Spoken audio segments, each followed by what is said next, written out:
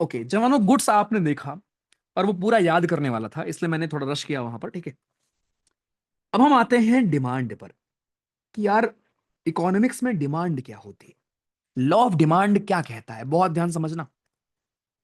तो मेरे भाई लॉ ऑफ डिमांड हमारा ये कहता है, जो आपका लॉ ऑफ डिमांड है,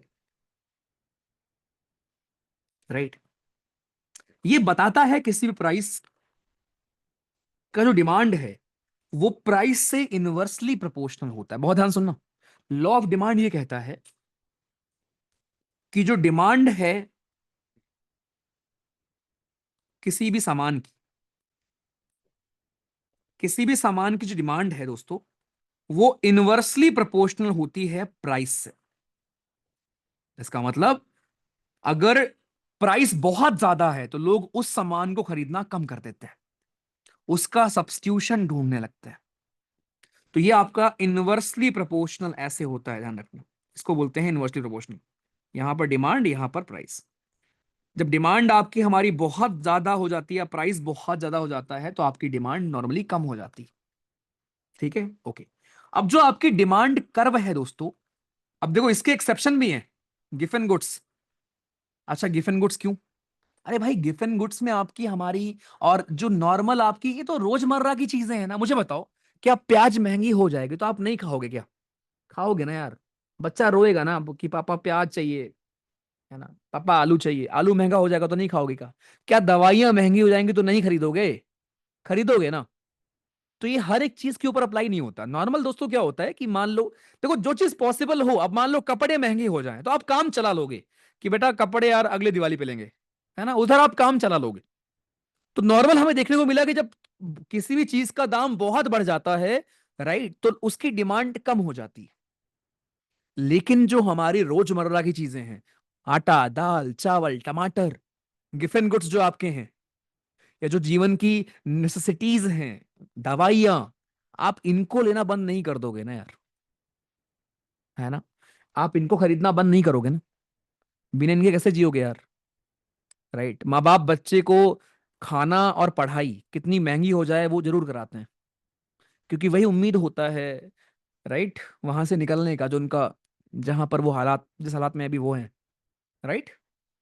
तो भाई ये एक्सेप्शंस हैं आपके लॉ ऑफ डिमांड के कि इन पर अप्लाई नहीं होता। आ जाओ, अब जो आपकी डिमांड कर्व है दोस्तों, हमारी जो हमारी डिमांड कर्व है,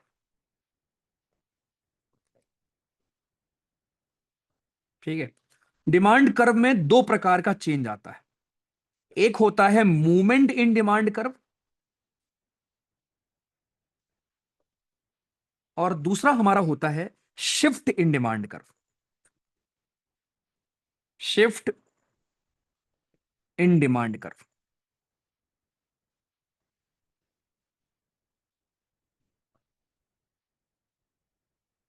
ठीक है, मूवमेंट, एंड दूसरा we have shift in demand curve.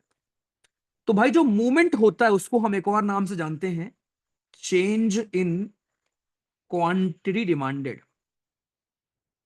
Change in quantity demanded.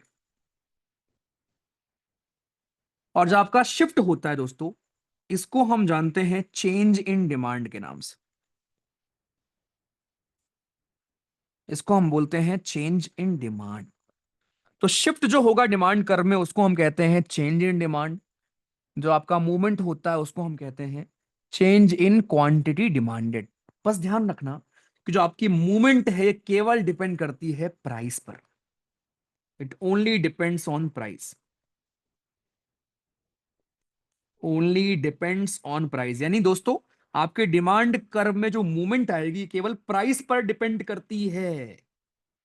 और जो शिफ्ट आता है डिमांड कर्व पर, ये प्राइस को छोड़कर बाकी हर किसी पर डिपेंड करती है। इनकम पर डिपेंड करेगी, प्रेफरेंस पर डिपेंड करेगी, आपको पसंद क्या है, टेस्ट पर डिपेंड करेगी, आज आइसक्रीम खाना है, आइसक्रीम, मान लो बारिश का मौसम हो गया, सबको आइसक्रीम खाना है, राइट। तो ये डिमांड कर्व में शिफ्ट आ जाएगा, इससे उसकी डिमांड बढ़ गई ना कि भाई आइसक्रीम दो, आइसक्रीम दो, आइसक्रीम दो। तो प्राइस छोड़कर बाकी और हर चीज पर निर्भर करता है आपका शिफ्ट। और मूवमेंट जो होता है वो केवल प्राइस पर डिपेंड करता है। रिपीट कर रहा हूं मैं, दोस्तों डिमांड कर्व जो हमारा होता है उसमें दो प्रकार का चेंज आता है। पहला मूवमेंट इन डिमांड कर्व, दूसरा शिफ्ट इन डिमांड कर्व। जो मूवमेंट होता है डिमांड कर्व में वो केवल डिपेंड करता है प्राइस पर। जो शिफ्ट होता है वो प्राइस को छोड़कर बाकी सब पर करता है। ठीक है। आइए, दो क्वेश्चन आपके। पूछा गया है क्वांटिटी डिमांडेड इनमें से कौन है जो इन्फ्लुएंस नहीं करता? तो भाई सब करते हैं, प्राइस तो बिल्कुल करेगा। यहां पूछा गया जो मूवमेंट होगा डिमांड कर में वो किस पर डिपेंड, आपका डिमांड कर में कौन आपका है दोस्तों जो हमारा मूवमेंट कराएगा, चेंज इन द प्राइस। खत्म।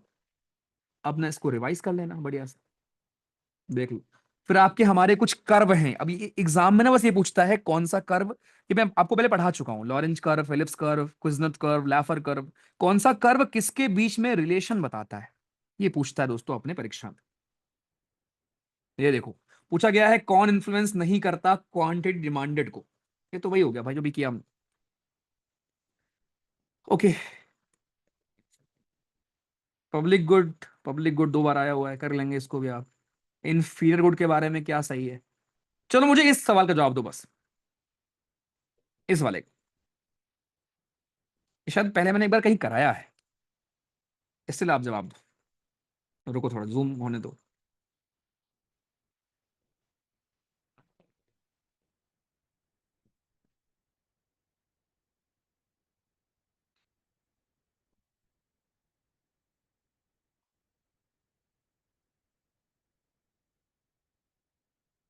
हम्म, बोल दे रहा हूं, ध्यान से करना। कॉमन सेंस का सवाल है ये। Common sense which is not so common.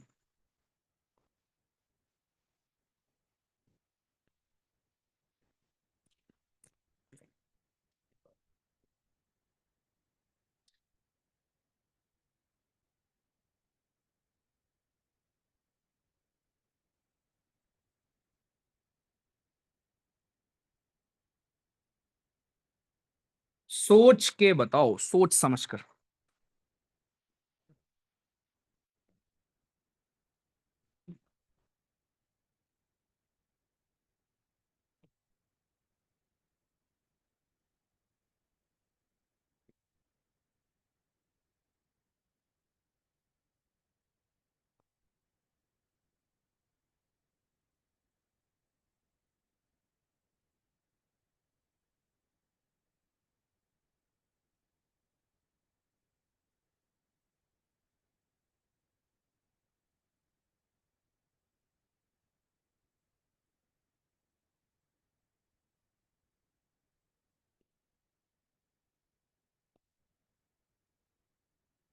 कर लिया।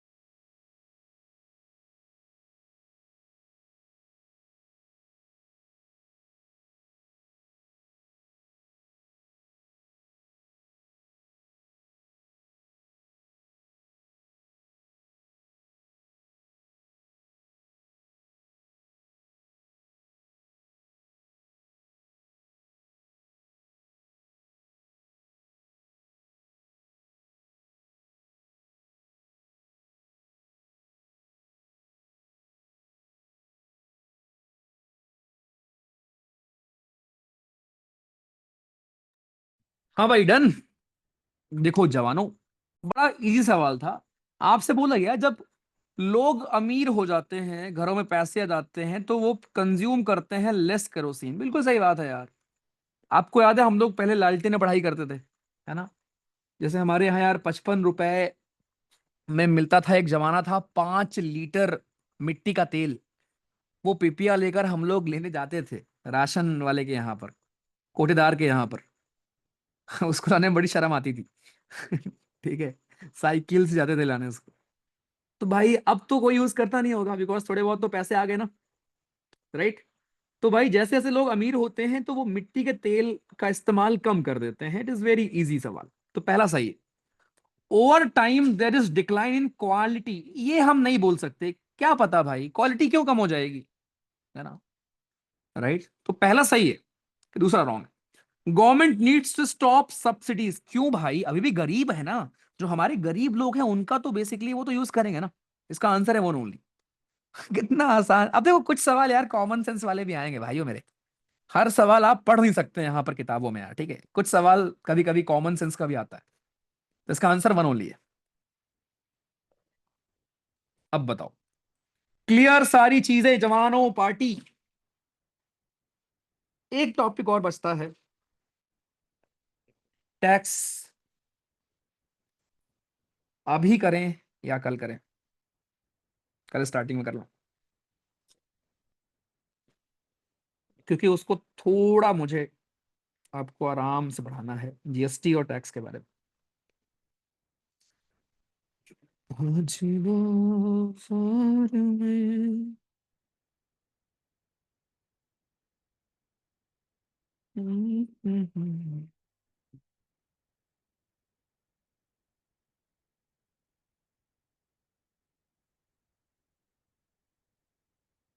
चलो, 10 का 11 हो गया, 10 का कौन सा 11 हो गया? ओके, तो बस थोड़ा टाइम लगने वाला है, तो अभी ही खत्म कर देते हैं इसको, तो अभी लास्ट में बताऊंगा आपको मैं। आ जाओ।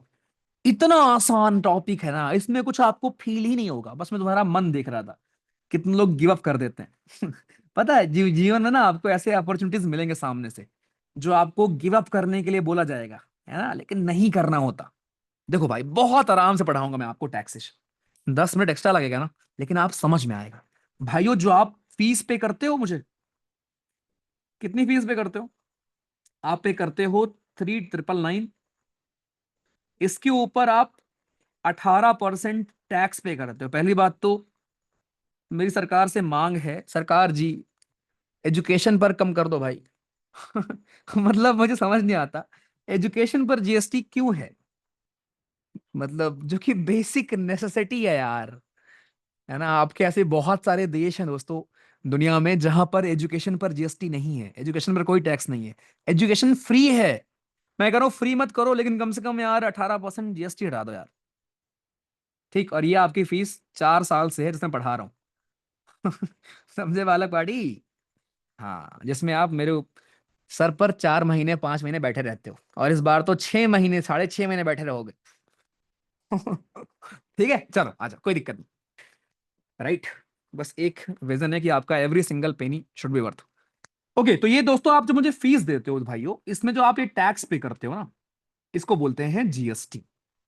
पहले क्या होता था, अलग अलग आपके टैक्स थे, सरकार ने कुछ टैक्सेस को क्लब करके जीएसटी बना दिया, ठीक है भाई। आ जाओ, क्या होता है टैक्स? टैक्स दोस्तों हमारा एक तरह का मैंडेटरी फी होती है, या फाइनेंशियल चार्ज होती है, जो सरकार लेवाई करती, बस। Seventh schedule of Indian constitution has defined, तो आपके सेवेंथ शेड्यूल में मेंशन है कि आपका सेंट्रल गवर्नमेंट और स्टेट गवर्नमेंट, इवन आपकी लोकल सरकारें गांव के लेवल पर किस किस जगह फाइन या टैक्सेस वगैरह ले सकते हैं।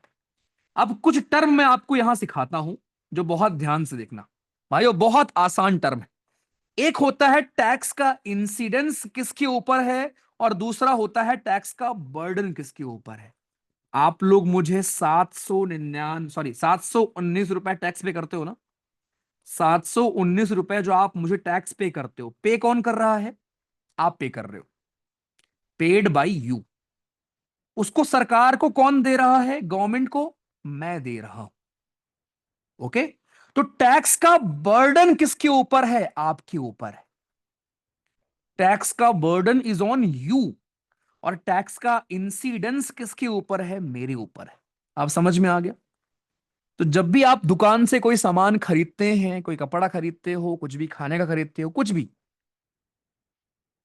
तो उसका जीएसटी आप पे करते हो, तो बर्डन आपके ऊपर होता है टैक्स का, और जो पे करता है आपके बिहाफ पर, उसके ऊपर टैक्स का इंसिडेंस होता है।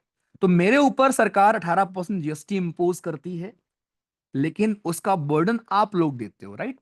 यानी जो आप फीस दोगे मैं उसी में से दूंगा, ठीक है। आप अगर फीस नहीं दोगे तो मैं क्यों दूंगा, right. Okay, next we have tax base. तो यहां पर दोस्तों आपके हमारे अलग अलग गुड्स का एक बास्केट होता है जिस पर आप टैक्स इंपोज करते हो। टैक्स बर्न्सी क्या होती है, ये आपका बताता है कि अगर जीडीपी में चेंजेस वगैरह हो रहे हैं तो टैक्स का रेवेन्यू, अगर जीडीपी बढ़ेगी तो खर्च बढ़ेगा, टैक्स बढ़ेगा, सिंपल सी बात। ठीक, नॉट इंपॉर्टेंट। लेकिन ये टैक्स इंसिडेंस और टैक्स बर्डन प्लीज ध्यान रखना। आ जाओ। अब दोस्तों हमारे कुछ टर्म हैं जो टैक्स से आप जुड़े हुए सुनते हो। टैक्स से एसोसिएटेड हमारे जवानों कुछ टर्म हैं। पहला है पिगोवियन टैक्सेस। पिगोवियन टैक्सेस हमारे क्या होते हैं भाइयों? तो ये आपके टैक्स होते हैं जो उस मार्केट पर लगते हैं जिसकी नेगेटिव एक्सटर्नैलिटी होती है। आपने कभी अपनी व्हीकल का पॉल्यूशन कराया है? कराया होगा, घर में पूछना पापा से। पापा से पूछना, गाड़ी का पॉल्यूशन कराना होता है, इसका मतलब ये हुआ कि कल के दिन जो आपकी गाड़ी पॉल्यूशन करेगी उसका फाइन दो।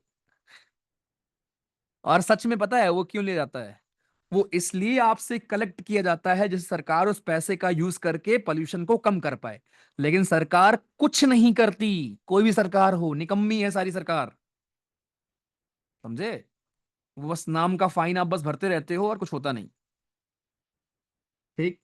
तो पिगोवियन टैक्स, कोई भी अगर आप मान लो आपकी इंडस्ट्री है, इंडस्ट्री का वेस्ट निकलेगा पानी में जाएगा, है ना, इंडस्ट्री से धुआं निकलेगा, एनवायरमेंट को खराब करेगा, तो इंडस्ट्रीज को ना पे करना होता है एक्स्ट्रा टैक्स, जिससे सरकार इन सभी चीजों को सही कर पाए। ठीक, ओके। टैक्स हेवन क्या होते हैं भाइयों? आपने सुने होंगे, विजय माल्या भाग गया वहां पर, है ना। तो टैक्स हेवन आपके ऐसे जगह होते हैं, ऐसे देश होते हैं जहां पर टैक्स से जुड़े हुए अलग रूल होते हैं, बहुत वो सॉफ्ट रूल होते हैं। जैसे आपका दुबई हो गया, दुबई में टैक्स के ऊपर ज्यादा रूल नहीं है, टैक्स लगता नहीं, वहां पर इनकम टैक्स जीरो है। ठीक।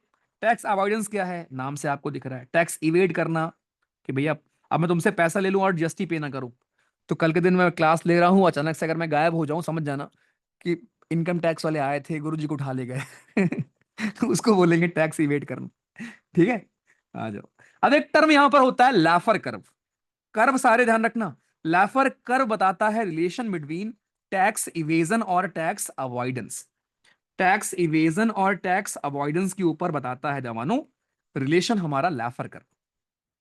ओके, ये कुछ आपके प्रिंसिपल्स हैं टैक्सेस के, रीड कर लेना, कुछ एग्जाम के लिए, कुछ काम का नहीं। ये एग्जाम के लिए काम का है। दोस्तों आपके टैक्स नॉर्मली तीन प्रकार के होते हैं। ठीक है, मतलब एक कैटेगरी डायरेक्ट इनडायरेक्ट की होती है, लेकिन उसके अलावा तीन प्रकार की आपकी और होती है भाइयों। एक है आपका प्रोपोर्शनल टैक्सेशन, दूसरा है प्रोग्रेसिव टैक्सेशन, तीसरा है रिग्रेसिव टैक्सेशन। डिफरेंस क्या है? प्रोपोर्शनल टैक्सेशन ये होता है कि अगर मैं 1 करोड़ कमा रहा हूं भाई, तो मैं 30% इनकम टैक्स दूंगा।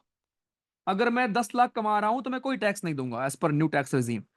तो ये आपने पढ़ा होगा, नई टैक्स रिजीम हमारी क्या है, कि कोई कितना कमा रहा है कितना टैक्स देगा। तो प्रोपोर्शनल टैक्सेशन में क्या होता है जवानों, कि आपका हमारा एक प्रकार का इनकम टैक्स है जहां पर जितनी आपकी इनकम है उस हिसाब से आप टैक्स पे करोगे। ठीक।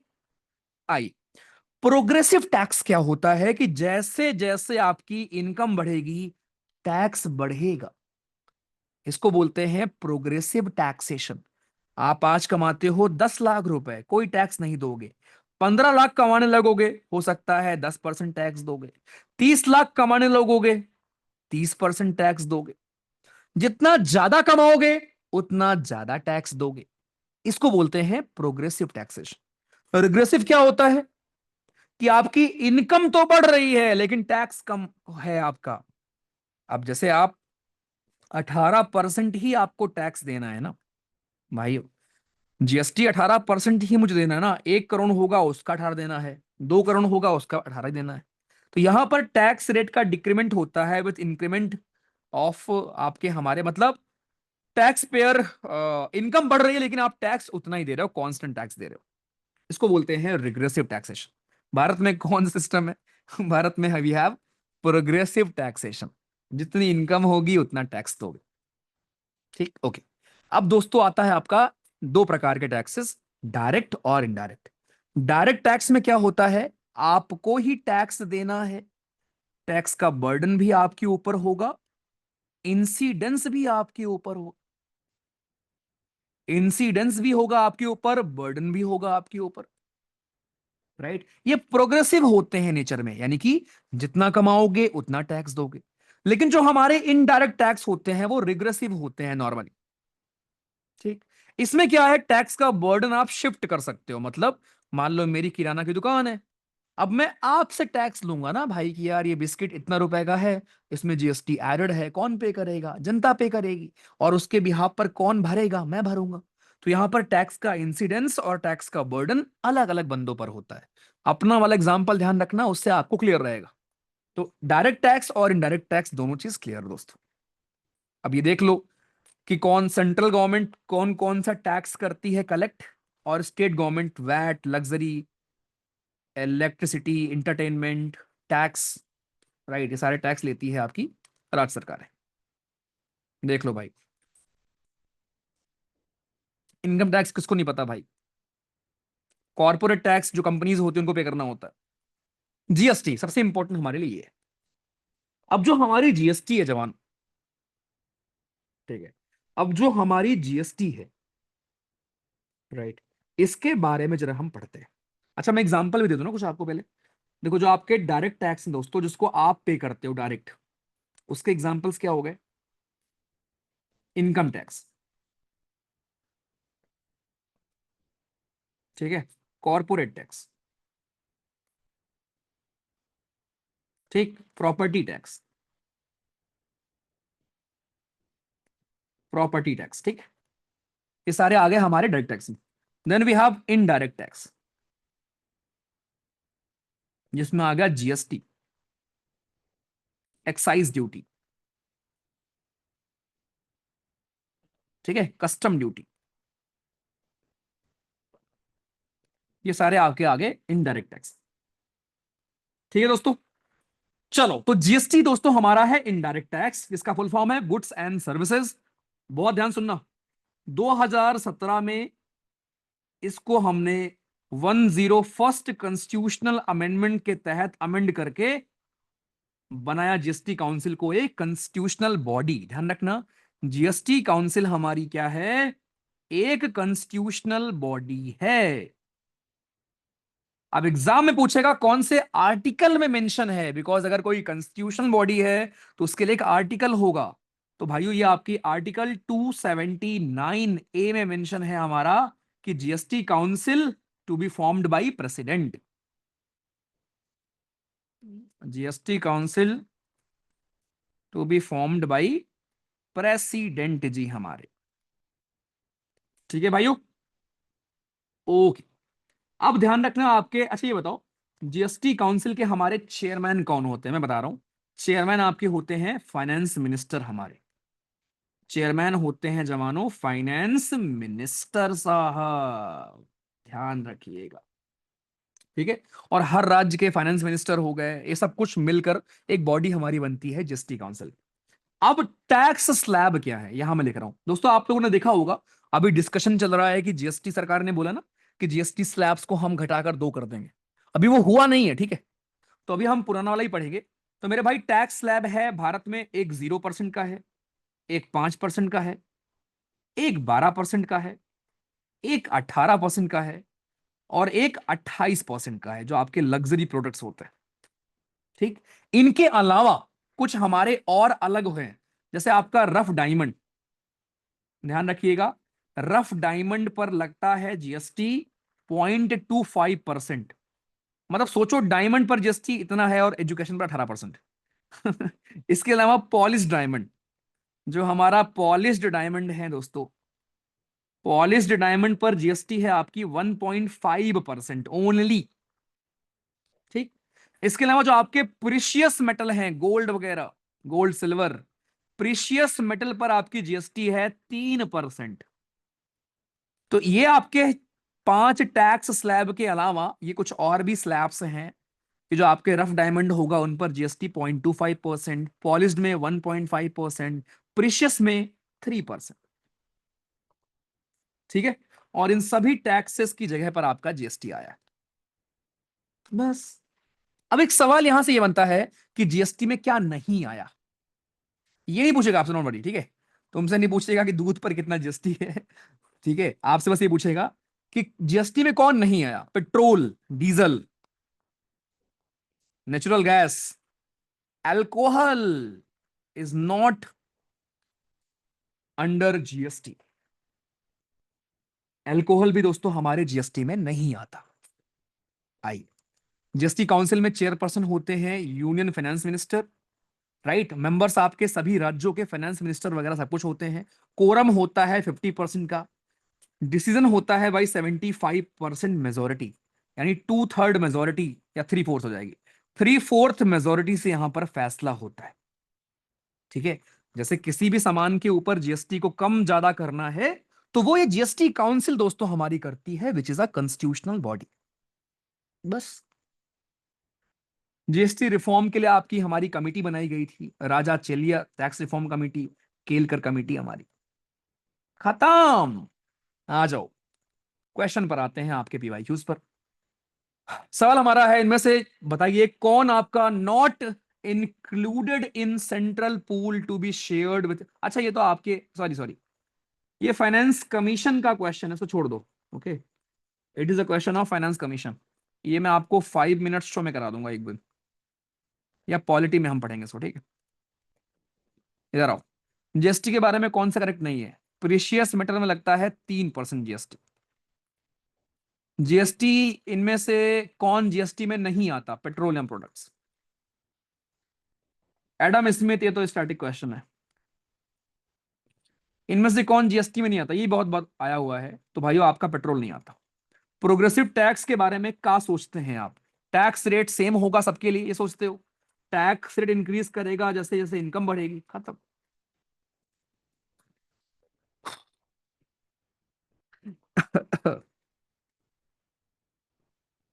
खत्म।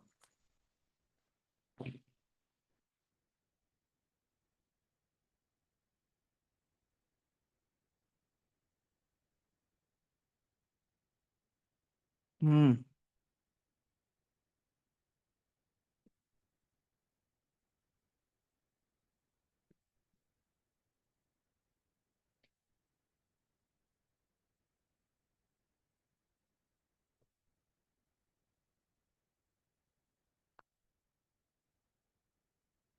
मजा आया?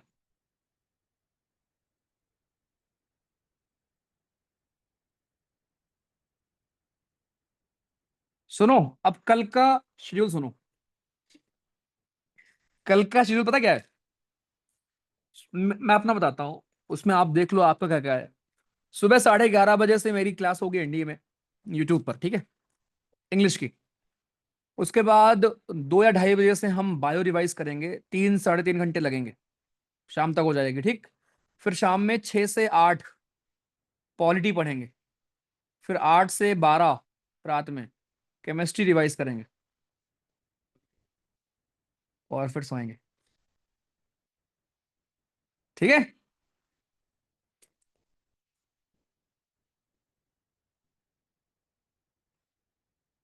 परफेक्ट। चलो ठीक है, बताना कमेंट करके अभी ग्रुप में कैसा लगा क्लास। मोस्ट इंपॉर्टेंट ये होता है, खत्म करना इज नॉट द एम यार, ठीक है। मोस्ट इंपॉर्टेंट है कि आपको समझ में आया भाई, बस।